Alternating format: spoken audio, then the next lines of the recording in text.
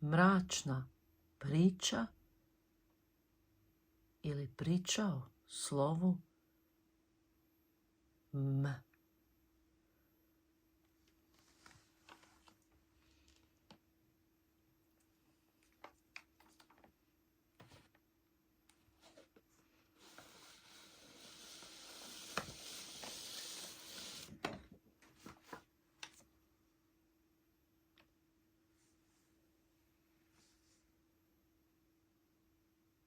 U mrklom mraku sova s grane vreba.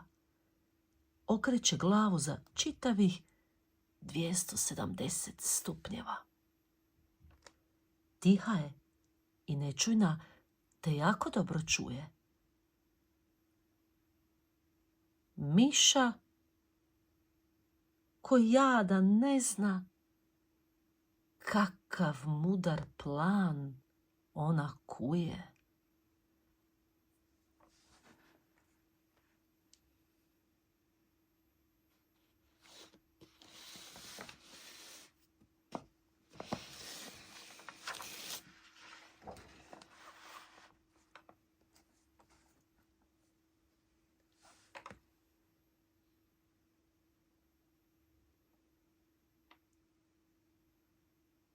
U mrklom mraku jedan tat šeta ulicom. Hoće li se sresti sa mačkom ili psom? Tiho na prstima šulja se u vrt. Hoće li ga dočekati dugi ili kratki brk? Čuvaj se dobro, lopova i tata. 2 puta za svaki slučaj dobro zaključaj vrata.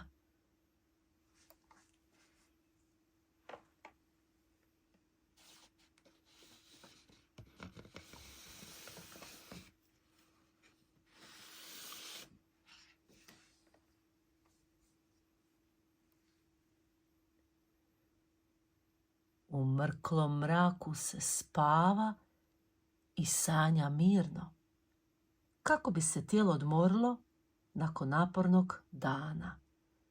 U mrklom mraku spava i mala Sanja. Sanja da što prije naraste, jer je još mala.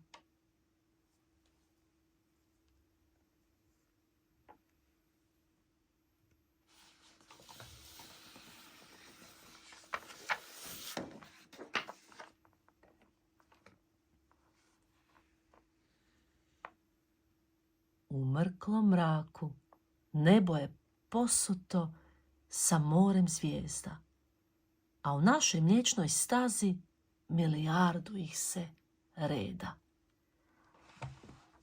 Veliki i mali medvjed za noćne more ne mare. Ne on iz šume, već s neba, što zate sjaje.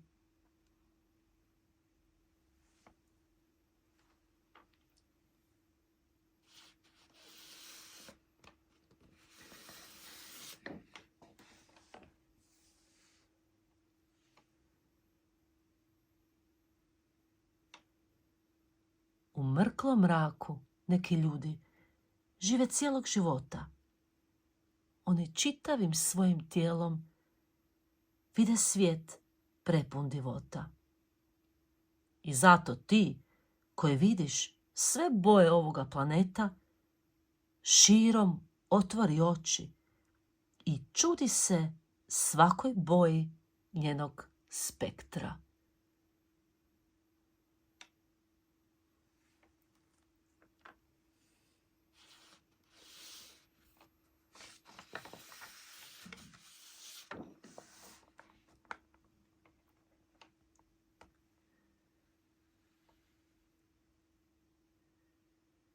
Mrkli mrak zavukao se duboko u tunele, gdje mravi u mravinjaku zemljani prostor dijele. U tim tunelima nema prometnih znakova, ali se i bez njih uvijek poštuju sva pravila.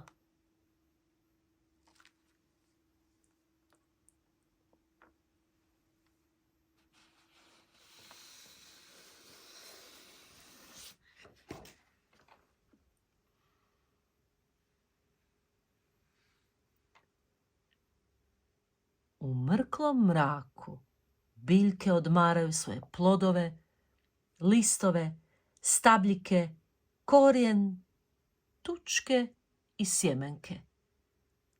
Ali u mraku biljke još uvijek mirišu. Te svi, veliki i mali, zahvaljujući njima, dišu.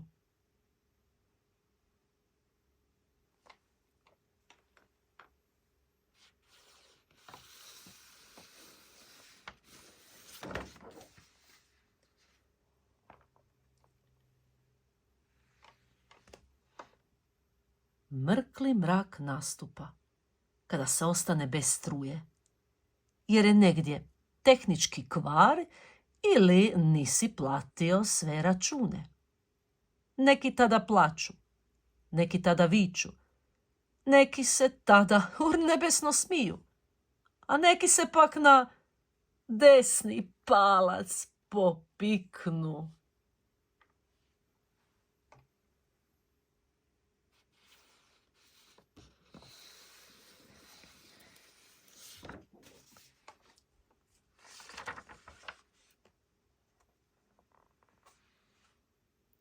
Čiča miča, gotova je priča. A do sljedećega slova svjetlo upaliti se mora.